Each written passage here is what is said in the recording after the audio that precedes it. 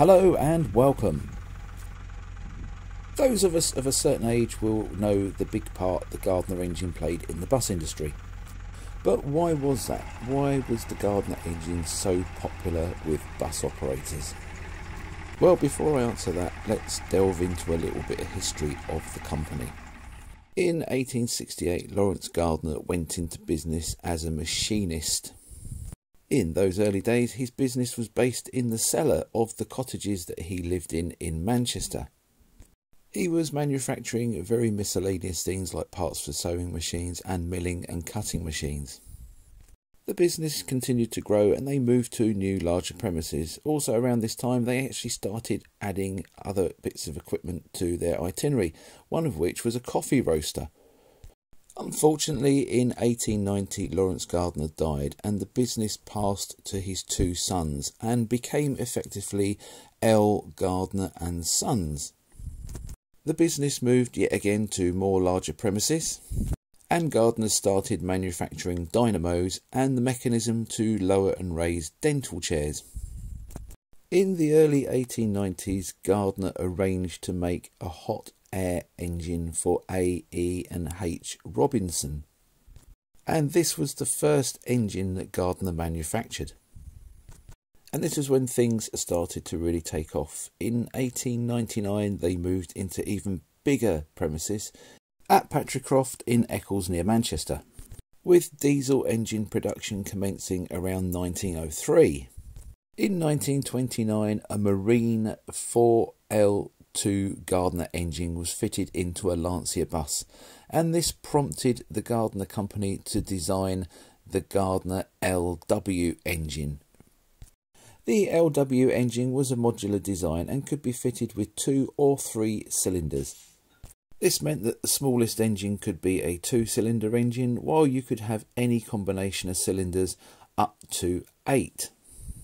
Now obviously a 2-cylinder engine isn't much use to a bus company, neither is an 8-cylinder engine. These tended to be for maritime use, where the 2-cylinder engines went into things like small narrow boats, while the 8-cylinder engines were used in things like trawlers, and some went into rail vehicles as well. 4, 5 and 6-cylinder LW engines were used in road transport vehicles, and they were to prove pretty indestructible. In fact, one story is that during 1940 the British Army were trying to sabotage their own engines to stop them from falling into the hands of the Germans during the Dunkirk evacuation. They drained the oil and they drained the coolant, but these engines still carried on running, much to their dismay. These were also very economical engines and sipped the fuel, whereas other diesel engines at the time would gobble it back. A typical 8.4 6LW engine could produce around 112 brake horsepower at 1700 RPM. In 1958, an improved version of the LW engine was released. This was the LX range of engines, with the 10.45 litre LX and later LXB becoming the staple of many bus companies and bus engines over the years. A horizontal version was offered which became the 6HLX or the 6HLXB. And later uprating saw the introduction of the 6LXC and the turbocharged 6LXCT. However, this uprating of the engine lessened the reliability, which is why a lot of bus companies that had the 6LXCs and the 6LXCTs replaced them with 6LXB units. A standard 10.45 litre Gardner 6LXB engine could produce 180 brake horsepower at 1850 RPM. These engines weren't just used in buses though, they were used in trucks, they were used for generation units and they were used in boats as well. Most fairgrounds have a Gardner engine generator.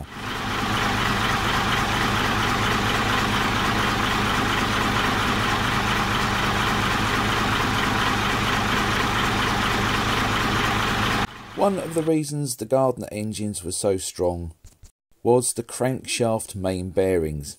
Now, not only were these fixed in the normal vertical way, they were also fixed horizontally as well.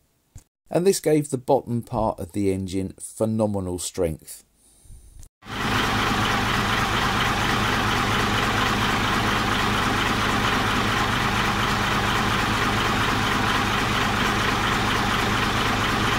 In 1976, Rolls-Royce took a 17% share in Gardner.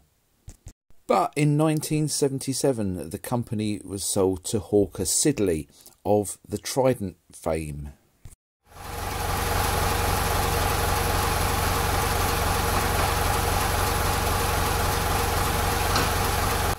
This was a bit of a mixed time for Gardner.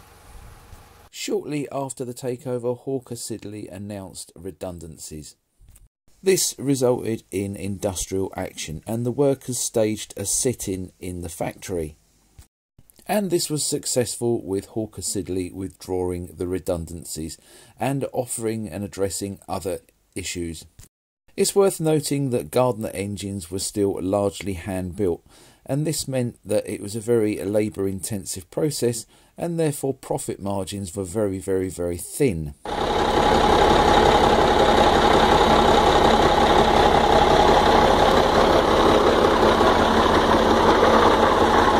However, after the sale to Hawker Siddeley, Gardner had the cash to develop a new engine, and that was the 15.5 litre 6LYT. But this wasn't their finest piece of work, and this did have some reliability issues which tarnished the Gardner reputation somewhat. Despite this, Gardner still had a very loyal following, and their engines were still highly thought of. It might be a surprise to those of us who are interested in buses and have worked in the industry that building bus engines on its own isn't actually a viable proposition or a viable business. Especially when you think that at some point in our lives we've all been powered by a Gardner engine. But Gardner needed to supply the truck industry as well, and by the late 1970s, early 1980s, that was declining.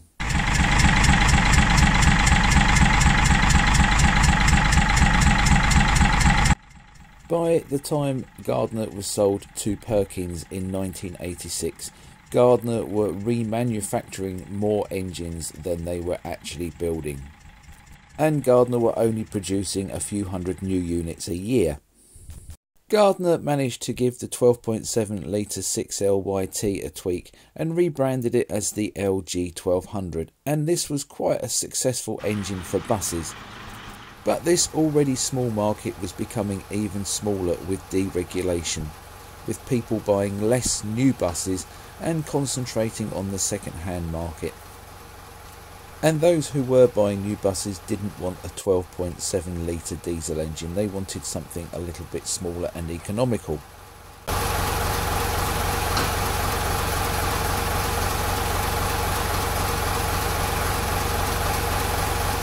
When it came to bus engines, Cummins had the smaller L10 engine, whilst Volvo could offer a 9.6 litre engine. And when Volvo took over the production of the Olympian, they didn't specify a Gardner engine option.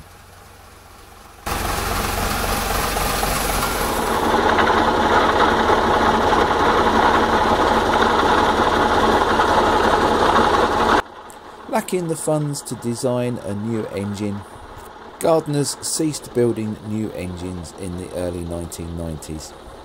However, the remanufacturing business kept them going for a little while longer. Depending on what you read and who you speak to, the last batch of Gardner engine buses delivered new were to East Yorkshire, and they were Olympians, which were delivered in 1993. Although the old Gardner company is no longer around, there are many engineering companies and parts supply companies that can remanufacture and supply bits for your Gardner engine. So if you're lucky to own a Gardner engine, you can be assured that you can keep it running and have all the bits to keep it maintained. In fact, it's fair to say that owning a Gardner engine bus is a bit like owning an old BMC Mini. Most people at one point have driven one, and most mechanics know how they work and have worked on one. I hope you've enjoyed this 10.45 litre diesel powered episode. If you have, please like and share this video, and don't forget to subscribe to my channel, as this helps the channel grow and also notifies you of when I release further videos like this.